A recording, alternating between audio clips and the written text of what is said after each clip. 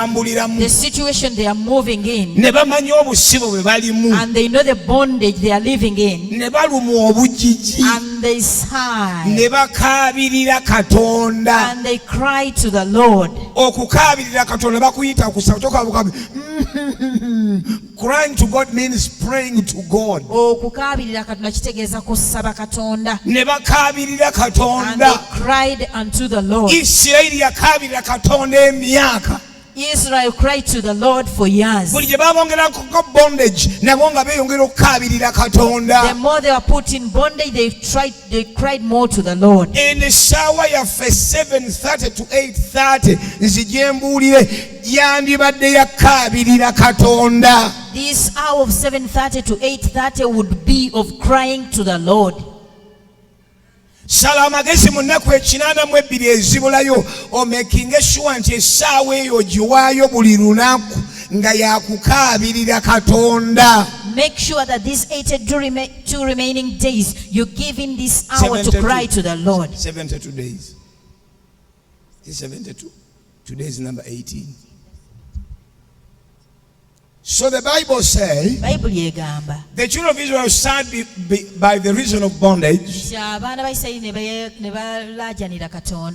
they cried, and their cry came unto God by reason of their bondage. And the Lord was going to put favor upon them. Immediately. He may not put favor upon you. God is a father. But the more you cry and your cry reaches to God, God is a father. Our Father who art in heaven. That's why the Bible says God is a father. Katonda He is our father. Like you are a father in your home, but you are not a father to me. You are a father in your home, and also I'm a father in my home. So we normally respond to the cry of our children. We always respond. Now God is our father. You cannot cry and you fail to hear your cry. Abambaza favor ya Katonda ne mubeera acceptable. Whenever the Lord hears your cry and it is a cry of bondage, He dresses you with the favor of the Lord and you are accepted. Engalo zandivuze ne zisingako awo. Amen. Amaziga Africa geekaabye emyaka 4 Katonda abadde awulira okukaaba kwaffe. The tears of Africa for 400 years, the Lord has been hearing our cry. Era kati ayogera nga bwe yagamba Musa, I have come to deliver my people out of the land of bondage. And now he's speaking like he spoke to Moses. So favor is obtained, number 1, when people cry unto the Lord through prayer. When people cry to the Lord through prayer, then God bestows them with favor. And when He bestows them with favor, they become approved. They become accepted. They began to obtain special benefits and blessings they wouldn't have benefited instead. Then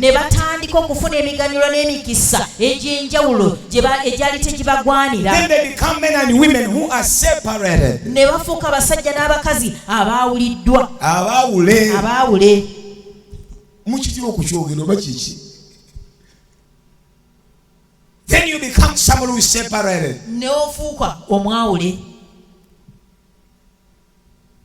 N'olwekyo njagala mu nnaku zino 7 ezibulayo eno essaawa yaffemu tugifuule serious. And let us make our prayers serious in these 72 days remaining. The children of Israel used to cry together. The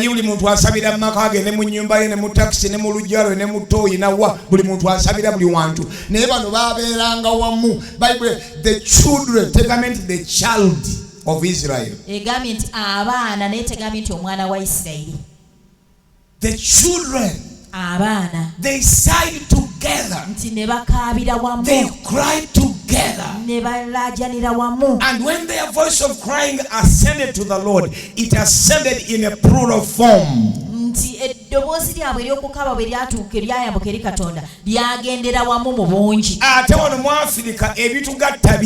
But here in Africa, what joins us together is one, poverty joins us together.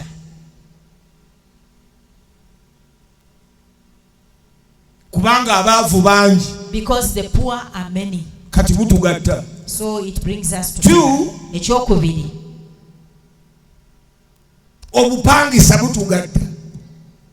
Tenancy brings us together.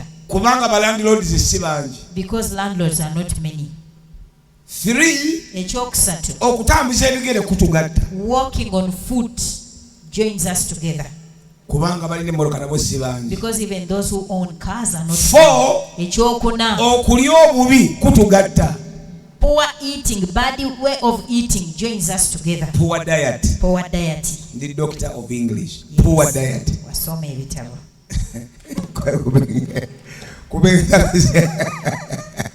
Yes, now what do you do?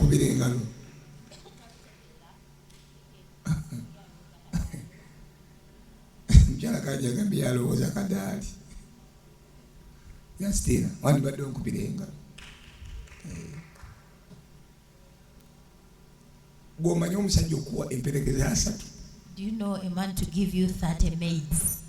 And you don't clap your hands with 30 maids.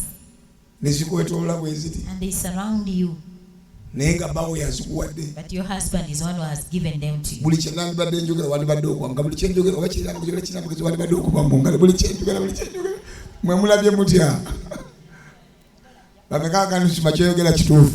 change ogera oboli motu loba toli mwandi badde okubanga ngalo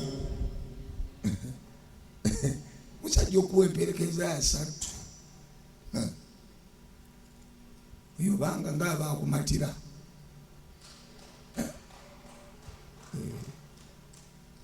namara amagwe nkubira mu ngalo kitufu.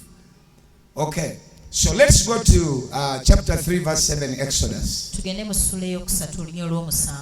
Chapter 3 Exodus verse 7. And the Lord said, I've surely seen the affliction of my people which are in Egypt, and I've heard their cry by the reason of their taskmasters. For I know their sorrows. Sorrow is a sign of bondage. Sorrow is a sign of slavery. In the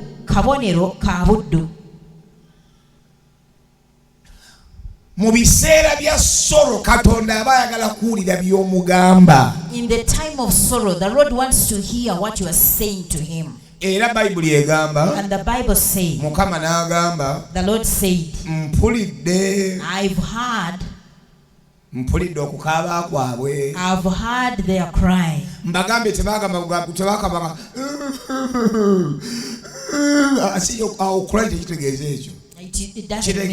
Cry through prayer. And they cried unto the Lord. They did not shed tears. And the Lord heard. Njagala tusige essala zaffe ensanvu mu bbiri mu nnaku ensanvu bbiri ezisigadde Mukama abeeko kyawulira mu nnaku 9. I want us to pray in the 72 days remaining that the Lord may hear something.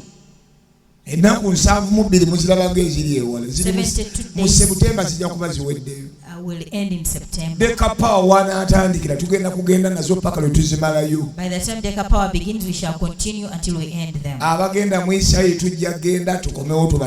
We who are going to Israel will go and find you. Those who are going to America will go and find you. Those who are going to China will go and find you.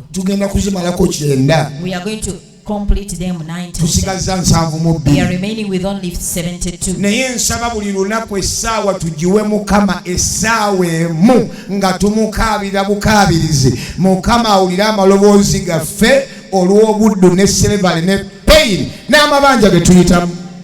Amen.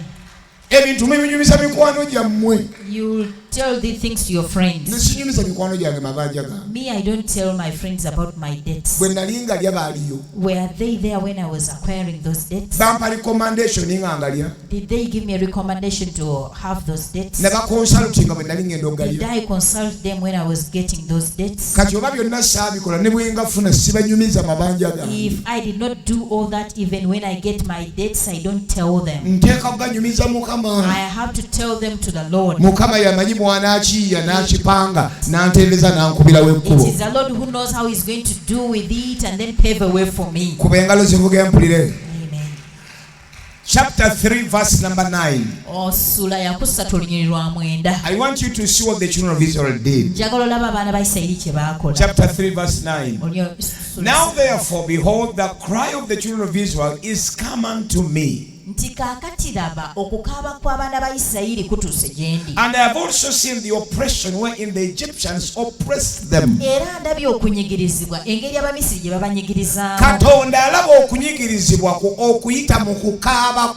The Lord sees your oppression through your cry. Do you see it here? I have read for you 3 different verses. And the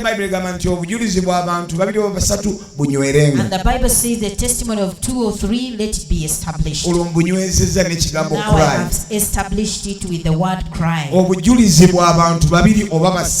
testimony of 2 or 3 people. That let every word be established.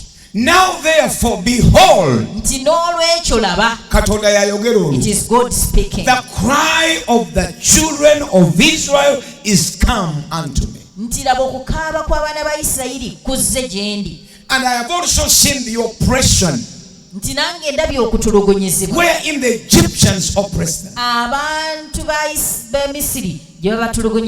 Katonda kasatandika okwogera ebigambo ebifaanagana bwe bityo olwo aba agenda kuleeta favor mu bulamu. Once the Lord speaks such words, He's going to bring favor in your life. Kasatandika okwogera style eyo. Once He begins to speak like that. Kasatandika okola speech efaanagana bwe. Once He begins to make such speeches. Olwo aba agenda kuleeta favor mu bulamu. That means He's going to bring favor in your life. Nti newankubadde Falaawo takulabawo, ye Katonda atandika okulabawo. That even if Pharaoh doesn't see you there, the Lord begin to see you there. Even if Pharaoh doesn't believe in you, the Lord will begin to believe on you. He says, I've heard. Behold, the cry of the Israel is come unto me. That I've heard and I've seen. They have Africa, you have suffered for 400 years. This is the time for you to be favored of the Lord. This is the time for you to be favored of the Lord. Era nkowole emmotoka zonna ezaagalira Japan zanguweko mu Africa mu linnya lya Yesu. In the name of Jesus. If you don't want to drive, all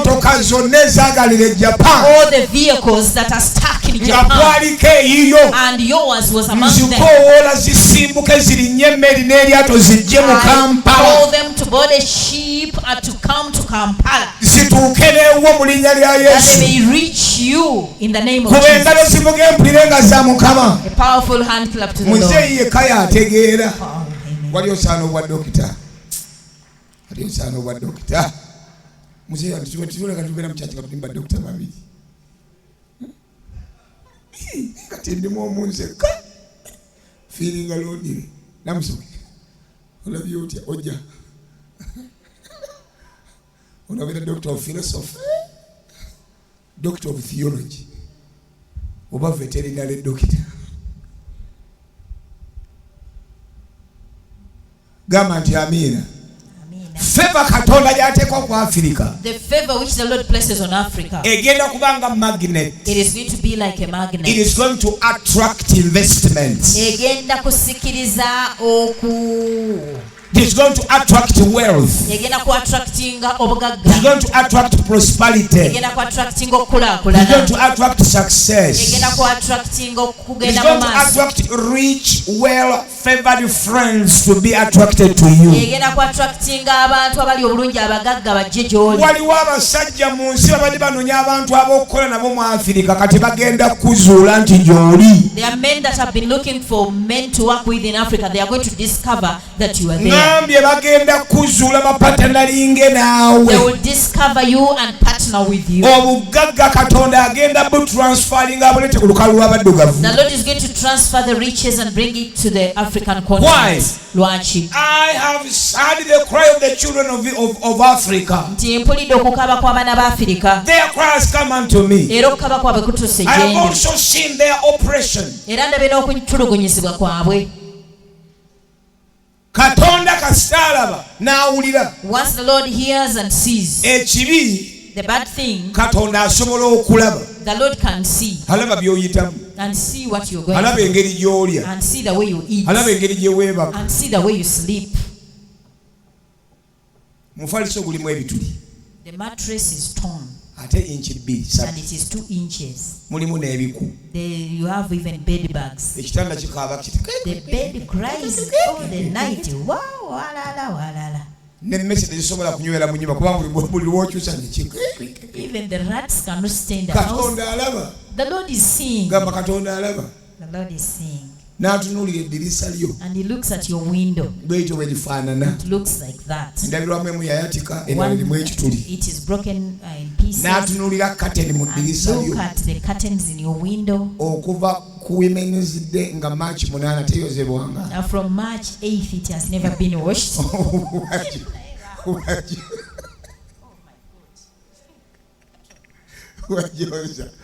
Wajoza ku March 8th. You watched it on 8th March. International Women's Day. Katabona bulaba baseka bonna bulaba baseka bonna bonna tebozanga okubanga munana. All of them have never watched them since. Era kati bagitunulira wali mu kataga. Now they are here but looking at it. Musumba bayagirabya atya. How did the pastor see it? Yakoma kozi bakulwa kulwa abakyala. You watched it on the Women's Day. Mukama byonna abiraba. The Lord is seeing everything. N'ayingirako mu ffumbiro n'alaba. He goes to the kitchen and see. Firiji abazirina awaka nkalu. Those people who have fridges at home, they are empty. Wabula kyemanya abalokole kye balina z'engoye. But what balokole have is clothing. Abalokole balina engoye. The balokole have clothing. Ne mwana mwambale kubanga bw'oyambala omuntu amanya nti olina ennaku. You dress up because when you dress up well, nobody will know that you have sorrow. Naye nazo lwaki bazirina nekivumbula mu kabugu eryo n'ez'ebitaano. They have many because they are ones of 500. So oli efiiriza chapati ya bitaano n'agula mu blouse. So they just excuse themselves for chapati and buy dresses. Era wano abasinga kati bambadde za bitaano. And most of you here are putting on dresses of 500.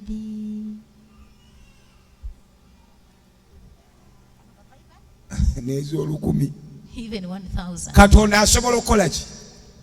Okulaba, gamba asobola okulaba. The Lord can see. Naye bw'alaba nga tawulidde. But when he sees without hearing. No difference. So these are two things I have heard and have seen. Okuwulira n'okulaba bya njawulo. Katonda alaba. The Lord sees. Naye ayagala okuwulira. But he likes hearing. Ate okuwulira buli lunaku okuva ku ssaawa emu n'ekitundu paka bbiri. Njagala mbasaba.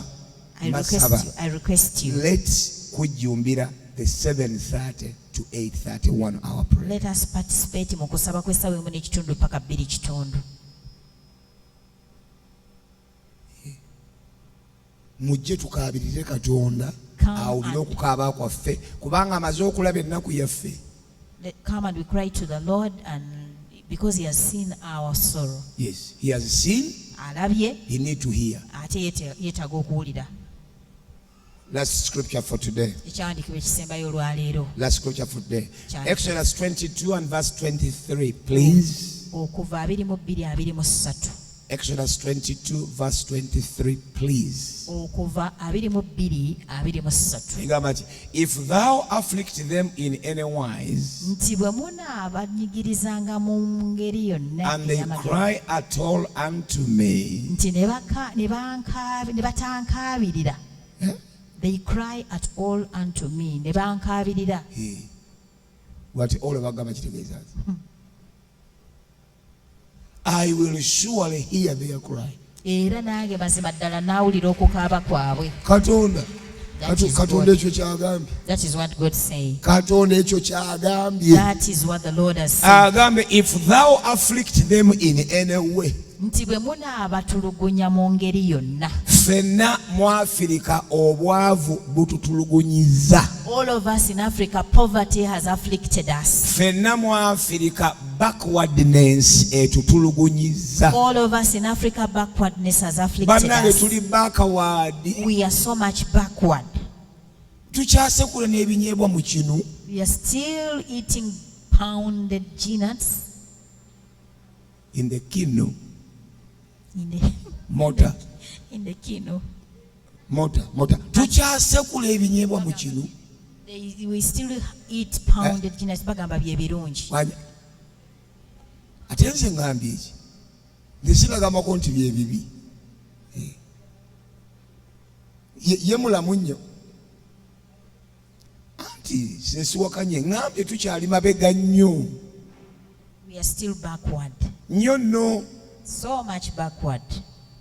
Tukyasula mu nnyumba z'essubi. We are still sleeping in grass thatched houses. Tulinga Eskimo. We are like Eskimos. Nasoma Eskimo about 45 years ago, 47 years ago. I said about Eskimos about 45 years ago. Abantu bakyalina ennyumba z'essubi mu Uganda.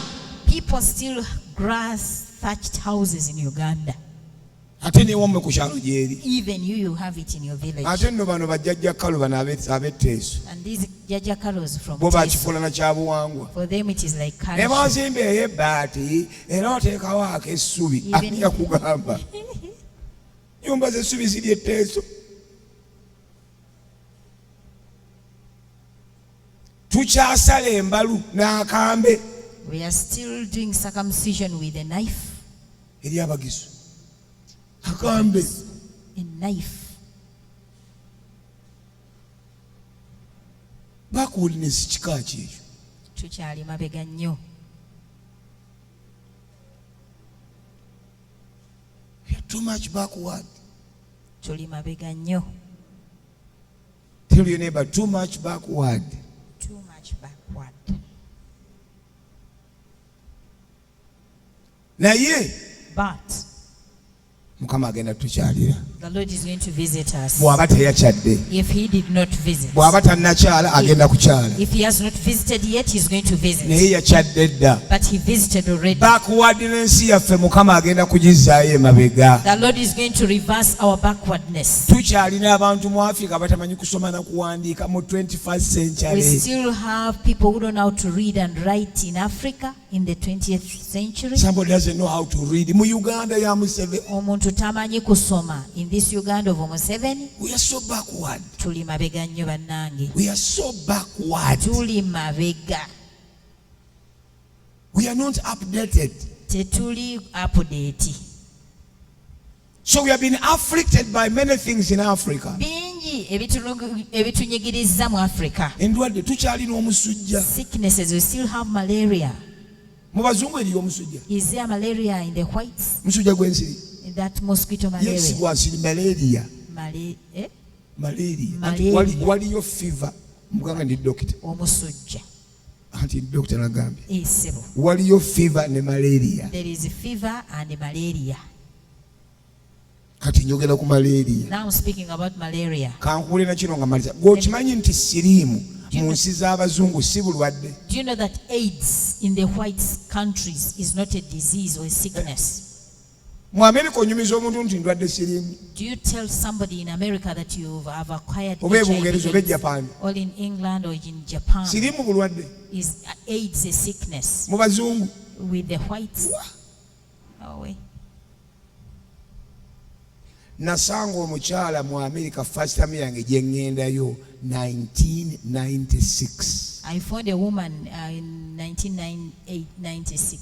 Nga yakalola siriimu emyaka 12. She has suffered of AIDS for 12 years. We nagenderayo. By the time I went there, abaana be balinga basabira wano. Her children were praying from here. Mukyala Mutebi amumanyi. Mrs. Mutebi knows that woman. N'enkyala Makabwe e Kansas Garden City. I visited their house in Kansas Garden City. Nalinnya train. Sokolaba obukopi bwa Africa. Nalinnya train okuva e Chicago Park Garden City. Natambula emisana emisana n'ekiro ne ntuuka enkeera nga ndi mu train. I traveled by train and I moved day and night. But the planes were there. The poverty of Africa made me like that. I found when she had suffered of AIDS for 12 years. Because we used to pray with her here. She visited us this year at our house. She came in around February. She came with the husband. From 1996 to 2019. I want you to count okuva mu 1996 okutuuka mu 2019. How many years are those? 23. And add on the 12 which I found her with. 35. 3 years ago yafumbirwa. Emyaka esatu egiyise she got married. And she came with her husband. You cannot see any scar on her.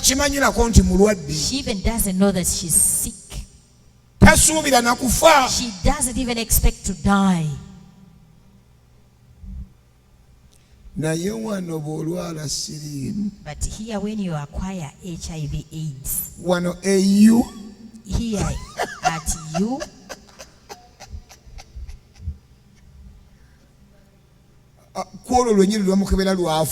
on that very day you discover they have AIDS, is the day they die. They can live by night, but they spend the night dead. Agenda okudda engulu enkeera ng'era afudde n'addamu engulu enkeera n'amala ewiiki n'amanga tanafa naye nga yamanyi yakola ki yafa. Tukyali backward. We are still backward. Kano kambawo amagezi abalina sirimu kubanga ndi doctor. Let me advise you, you have AIDS.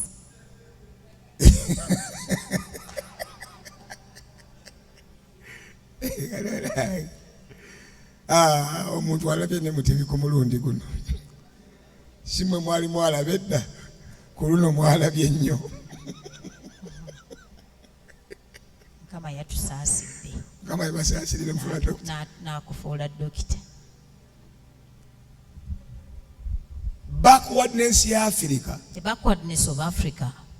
Nsonyi. It is shame. Nsonyi. Shame. Bw'omanya nti oli HIV positive. When you know that you are HIV positive, genda omire ekkerenda lyo buli lunaku. Go and take your medication every day. When nagendera w'omukyalo yo mu 96. By the time I went to that lady in 1996, yamiranga amakerenda 40. She used to take 40 tablets a day. Mu lunaku. Mu kiseera we eddagala lyalinga lya capsules eza double color red ne yellow. Muzijjukira? It was those capsules of double color red and yellow. Bazitanga GTZ bwezityo. It was called GTZ. You could swallow 40 of them every day. Buli lunaku. Okusobola okusuppressinga ka virus mu musaayi. So as to suppress the virus in the body. Naye kati batukoledde omira limu olunaku. These days you swallow only one per day. Nalyo temwagala kulimira bagenda kundaba. Don't want to take it. You say they will see me. Naye obulamu bwani? But whose life is it? Obulamu bw'omirira ekkerenda bwani si bubwo. The life you are taking a tablet for, whose does it belong to who? It is your life with your children and your grandchildren. Shame. There's a builder who died last time, recently. He refused to take the medication. And you told him you are going. There are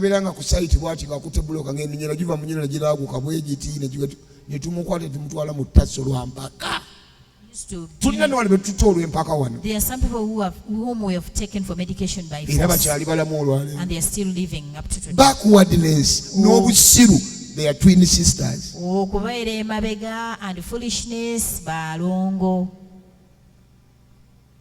So bw'omira ekkerenda lyo edde owangala emyaka 40 mu egi. But if you take your tablet, you can live longer for 40 days. Kati bw'ogigatta kujanga 5 mu 6 nfiira ku emeka. So when you add them on the 56, 43 gatta 5 mu 6 nfiira ku 9 plus 56 ngobo wangadde. 9 sikwe nfiira nga toddamu 5 mu 6 gatta 4 mu 3 nfiira ku emeka 9 naye gwe tosobola kutubuulira gy'ofiirako. Nze era nfiira ku myaka nga 4 mu 3 bwe tugattako emeka ne mugattako gye nnina emeka egyo. Kale ne gyasina wadde amanyi ngenda kuddamu muwasi naye ayinza obutagyogera. Ogwo nagwo muzimu busiru bwa Afirika. Omwana w'Ebungereza wano omukazi gwe mmanyi ali ogwo bamuyita Harriet Obo. Harriet Obo bw'afuna olubuto the first month. When Harriet Obo conceives the first month, atera kujja wange. She usually comes to me. Nangamba, Pastor, how are you? I say, Pastor, will you how are you, my pastor? Pastor? You know, I'm blessed. I'm 1 month pregnant. Ayogera luzungu. Omwezi gumu. Kasita afuna olubuto lwezi omwezi gamba, you know, I'm half 1 month pregnant. Pastor omanyi ino olubuto lwa mwezi gumu. Naye bano abalina olwesatu afuba okulaba ng'era alukweka. Olubuto balukweka olukulanga ludde ebweru. Can you hide a pregnancy? Asigala alukweka. They keep on hiding. Kati waliwo abazirina, waliwo omuyimbi wange wano alwina naye alukweka buli lunaku. There is a singer here having it. Alowooza tetuululabe. He's hiding. Eyo backwardness. Okwo kubeera ku mabega. Naye ne bw'ogira oti. N'ogira oti. Era lw'olusigala lugira luti. For it will remain going this way, you are pushing yourself this way. Kubanga Yesu yagamba buli kye baakolera mu nzikiza kirirabikira wa. Jesus said whatever is done in darkness will be revealed in light. Nothing is hidden. Kati wali bagamba musumba enjiri ogivuddeko sinnagivaako. Yimuka ku bigere ebyo. Amen. Yimuka ku bigere ebyo. Tukwebaza Mukama. Tukwebaza Kabaka. Tukwebaza Yesu. Dakiika nkuwadde 5 okaabirire Mukama. 5 minutes cry to the Lord. Dakiika nkuwadde 5 okaabirire Mukama. 5 minutes cry to the Lord. Mukama Bible egamba, if thou afflicted them in their wise and they cry unto me, I will surely hear their cry. Katonda w'amaanyi tuli mu kukaabirira. Tuli mu kukaabirira omwezi guno. Tuli mu kukaabirira omwezi ogujja. Tuli mu kukaabirira ennaku 9. Mu linnya lya Yesu Kristo omwana wa Katonda omulamu, wuliriza okukaaba kwaffe ayi Mukama, wuliriza essaala zaffe ayi Mukama, wuliriza amaziga gaffe ayi Mukama, laba okubonaabona kwaffe, laba obulumi bwaffe Mukama, laba ebintu ebitutulugunya, ebintu ebitumalamu amaanyi, gulumiza erinnya lyo, gwe Katonda ow'amaanyi. Katonda w'ebyamagero, Mukama Katonda atajjulukuka, Mukama Katonda atawangulwa, Mukama Katonda atasingibwa. Tuyimusa amaloboozi gaffe akawungeezi ka leero mu linnya lya Yesu. Tuyimusa amaloboozi gaffe akawungeezi ka leero mu linnya lya Yesu Kristo omwana wa Katonda omulamu. Gwe Katonda atunula, gwe Katonda alaba, gwe Katonda ayamba, gwe Katonda asumulula, gwe Katonda asaasira, gwe Katonda awonya, gwe Katonda Mukama akola, awuliriza essaala z'abaana bo mu linnya lya Yesu Kristo omwana wa Katonda omulamu. Era nga bwe kyawandiikibwa nti bwe naawulirizanga essaala zaabwe. Katonda w'ebyamagero, tuyimusa amaloboozi gaffe, Katonda ow'amaanyi, tukukoowola. Kino kiseera kya Afrika, ono omwana wa Afrika, luno olunaku lwa Afrika. Gye mba nsaba weeraga ekitiibwa n'ettendo, gye mba nsaba weeraga amaanyi n'obuyinza mu linnya lya Yesu. Yangu otukolere Mukama, yangu otukolere Kabaka.